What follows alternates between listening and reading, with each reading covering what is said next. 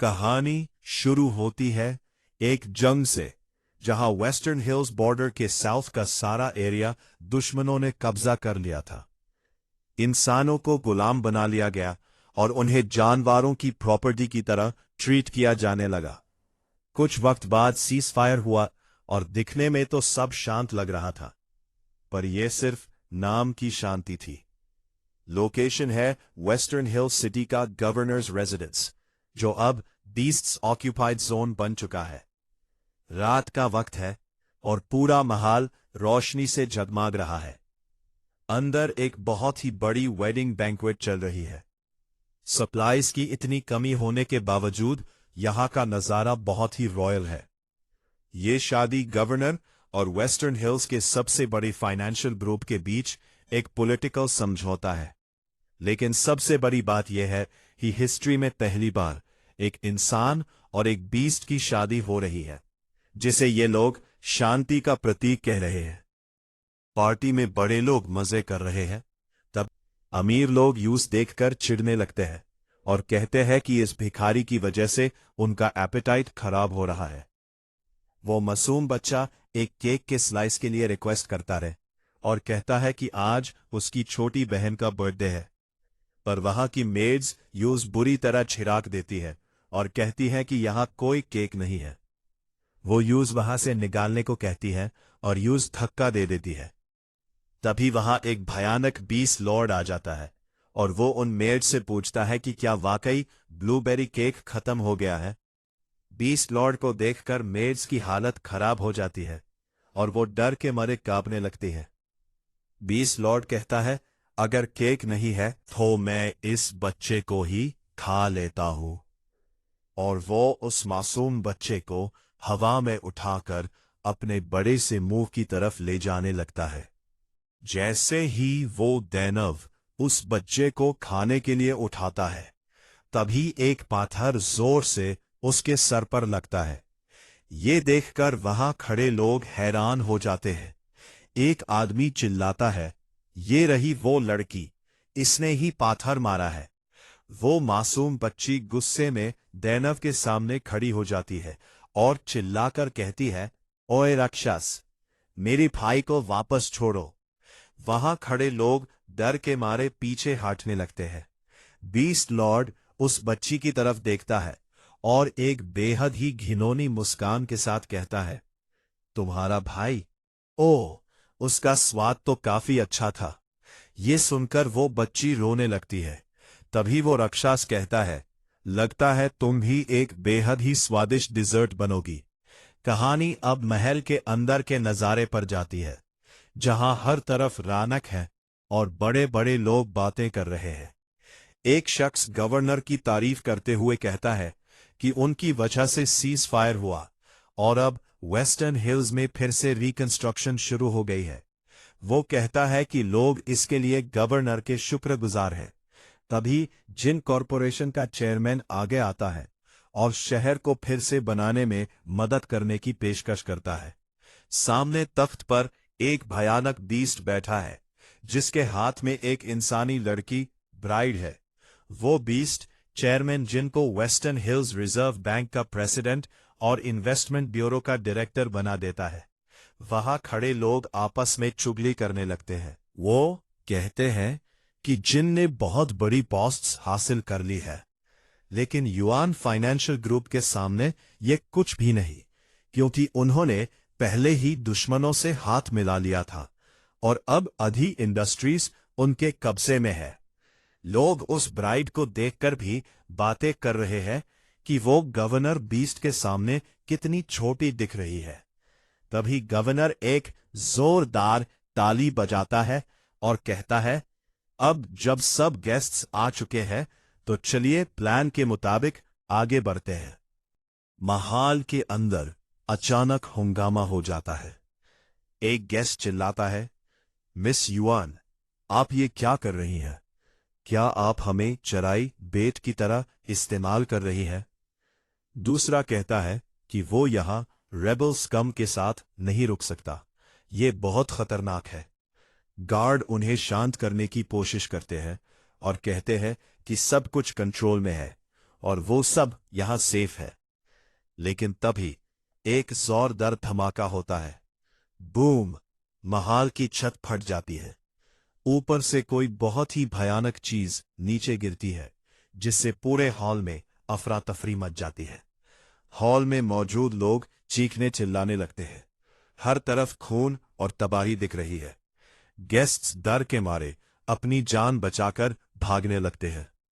धुएं के बीच से एक लड़का सामने आता है। उसके हाथ में उस बीस्ट लॉर्ड का कटा हुआ सर है। वो मुस्कुराकर कहता है, लगता है मैं थोड़ा लेट हो गया। उसे देखकर लोग और डर जाते हैं। ये क्या है? भागो यहां से! हॉल में भागदौड़ मच जाती है। गेस्ट्स गुस्से और डर में चिल्लाते रहे, किसकी हिम्मत हुई गवर्नर की शादी में खलाल डालने की? क्या ये मरना चाहता है? हमें तो कहा गया था कि हम सेफ हैं। तभी वो ब्राइड, मिस युआन, स्टेयर से नीचे आती है। वो उस लड़के को पहचान लेती है और कहती है, तो वो तुम हो, ज़ुओ ची, ए रैंक वांटेड क्रिमिनल। वो गुस्से में कहती है कि वो रेबल्स का शिकार करने में बिजी थी और उसका इरादा तुम जैसे छोटे मोटे शिकार, स्मॉल फ्राई, से खुद निपटने का नहीं था। मिस युआन कहती है कि ये सब सिर्फ यूज बाहर निकालने के लिए एक जाल था। वो आगे कहती है, लेकिन तुम यहां हो, इसका मतलब तुम्हारे लोग अब तक मारे जा चुके होंगे। ज़ुओ ची ये सुनकर डरता नहीं है, बल्कि एक खतरनाक मुस्कान के साथ कहता है, अगर वो मेरे ट्रेनिंग के बाद भी उन गुलामों नाकी से मारे गए तो वो कचरा थे और उनका मारना ही ठीक था। ज़ुओ ची की ये बात सुनकर सब दंग रह जाते हैं। मिस युआन उसकी बातों का मजाक उड़ाते हुए कहती है, मुझे ऐसे मर्द पसंद नहीं जो सिर्फ बड़ी बड़ी बातें करते हैं। और फिर वो चिल्लाती है, ज़ुओ ची को अभी पकड़ो। गार्ड्स तुरंत यस मिस कहकर अपनी तलवारें और भले स्पीयर्स लेकर ज़ुओ ची पर हमला कर देते हैं। ज़ुओ ची एकदम शांति से खड़ा रहता है और कहता है, तुम लोगों का हौसला काफी अच्छा है। अगले ही पल वो अपनी ताकत का इस्तेमाल करता है। Sky savouring slash! हॉल में एक बहुत बड़ी और तेज रोशनी फैल जाती है। ज़ुओ ची इतनी तेजी से हमला करता है कि किसी को कुछ समझ नहीं आता। वो कहता है, पैथेटिक, जलील, तुम लोग तो मेरे और अपने बीच का फर्क तक नहीं देख सकते। मिस युआन हैरानी से देखती है कि उसका एक्स रैंक हंटर और 3 ए रैंक हंटर्स सिर्फ एक पल में ढेर हो गए। हॉल का फर्श अब उन गार्ड्स के खून से भरा हुआ है जो ज़ुओ ची को पकड़ने आए थे। ज़ुओ ची अब मिस युआन की तरफ कदम बढ़ाता है और टॉन्ट मारते हुए पूछता है, मिस युआन, क्या यही आपके शिकारी कुत्ते, अटैक डॉग्स थे? ज़ुओ ची को अपनी तरफ बढ़ते देख मिस युआन बुरी तरह डर जाती है। उसके पसीना छूटने लगता है और वो मन ही मन सोचती है, नहीं, मैं यहां नहीं मार सकती। मेरे सपने, मेरी इतनी सालों की मेहनत, सब खत्म हो जाएगा। ज़ुओ ची उसके पास से गुजरते हुए ठंडा सा जवाब देता है, हट जाओ यहां से, मैं औरतों को नहीं मारता। मिस युआन को पहले तो यकीन नहीं होता, पर फिर वो मन ही मन उस पर हंसती है और सोचती है, ये औरतों को नहीं मारता, कितना बेवकूफ है। इसे अपने इस फैसले पर बहुत पछतावा होगा। ज़ुओ ची आगे बढ़कर सीधा गवर्नर बीस्ट की तरफ एक पावरफुल एनर्जी स्लैश मारता है। वो रुकता है और मिस युआन की तरफ देखकर एक तंज टॉन्ट मारता है, ओ वेट, तुमने तो एक जानवर से शादी की है, तो क्या अब तुम औरत भी रही? शायद तुम अब इंसान भी नहीं रही, है ना? तभी वो बड़ा बीस्ट गवर्नर खड़ा होता है। वो ज़ुओ ची की ताकत देखकर कहता है, तुम काफी इंटरेस्टिंग हो। गवर्नर हैरानी से पूछता है, तुम्हारे अंदर मैजिक का कोई नामो निशान नहीं है, ना तुम हंटर हो ना ही कोई बीस्ट, फिर भी तुम इतने ताकतवर कैसे हो?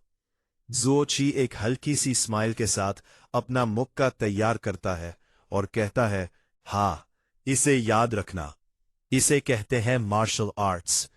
वो पूरी जान लगाकर एक जोरदार पंच मारता है। धमाका इतना जोरदार होता है कि पूरा माहौल हिल जाता है और चारों तरफ एनर्जी फैल जाती है। इतने बड़े धमाके के बाद भी गवर्नर बीस्ट को ज्यादा फर्क नहीं पड़ता। वो हंस कर कहता है, बस इतना ही? क्या यही है तुम्हारी सो कॉल्ड मार्शल आर्ट्स? वो आगे बताता है कि उसकी बिरादरी ने एक बार ऐसी दुनिया पर कब्जा किया था जहां मार्शल आर्टिस्ट्स का राज था। वो कहता है, वहां कुछ लोग खुद को बहुत ताकतवर समझते थे, पर अफसोस मुझे एक भी ऐसा नहीं मिला जो मुझे टक्कर दे सके। गवर्नर जुओ ची का हाथ पकड़ देता है और उसे नीचा दिखाते हुए कहता है, इस दुनिया के मार्शल आर्टिस्ट्स सब कचरा है, हंटर से भी गाय गुजरे। मुझे लगा था आज किसी असली वॉरियर से मिलूंगा, पर तुमने तो निराश डिसअपॉइंट कर दिया। लेकिन तभी पासा पलट जाता है। जुओ ची के चेहरे पर एक शैतानी मुस्कान आती है और वो अपनी असली पावर्स एक्टिवेट करता है। Golden shield level 18। अगले ही पल वो आयरन वेस्ट लेवल 12 का इस्तेमाल करता है, जिससे गवर्नर की पकड़ टूटने लगती है। जुओ ची की बॉडी ट्रांसफॉर्म होने लगती है। उसकी स्किन एक रेड आर्मर जैसी बन जाती है। Black demon tyrant body level 16। Governor डर के मारे चिल्लाने लगता है। जुओ ची एक भयानक रूप ले लेता है। उसके सर पर एक सींग हॉर्न निकल आता है और वो इतनी ताकत से गवर्नर पर टूट पड़ता है कि पूरे महल में उसके हड्डियां टूटने की आवाज गूंज जाती है। अपने मसल्स को स्ट्रेच करते हुए जुओ ची कहता है, अपने शरीर को इस तरह खोलना बहुत सुकून देता है। अब उसने गोल्डन बॉडी लेवल 3 भी एक्टिवेट कर ली है। वो गवर्नर को इतनी जोर से लत मारता है कि वो दीवार तोड़ते हुए हॉल के कोने में जा गिरता है। गवर्नर खून थूकते हुए चीखता है, तुम इंसान नहीं हो, तुम आखिर हो क्या? जुओ ची उसके चेहरे को अपने हाथ से जकड़ लेता है और कहता है, तुम जैसे जानवर जो इंसानों को खाते हैं, वो मार्शल आर्ट्स की असली खूबसूरती कभी नहीं समझ पाएंगे। वो आगे समझाता है, मार्शल आर्ट्स की सबसे ऊंची मंजिल एक इमॉर्टल बनना है, एक ऐसी कहानी जो कभी खत्म नहीं होती। जुओ ची की आंखें चमकने लगती है और वो गरजते हुए कहता है, मैं वो हूं जिसने इंसानी हड्डों की लिमिट्स को पार कर लिया है और असली इमॉर्टैलिटी हासिल की है। मैं एक ट्रू इमॉर्टल हूं। नेक्स्ट पार्ट लंबा सही है तो एक के लाइक कर दो और सब्सक्राइब भी, तभी फुल लॉन्ग 2 आवर्स का वीडियो लाऊंगा।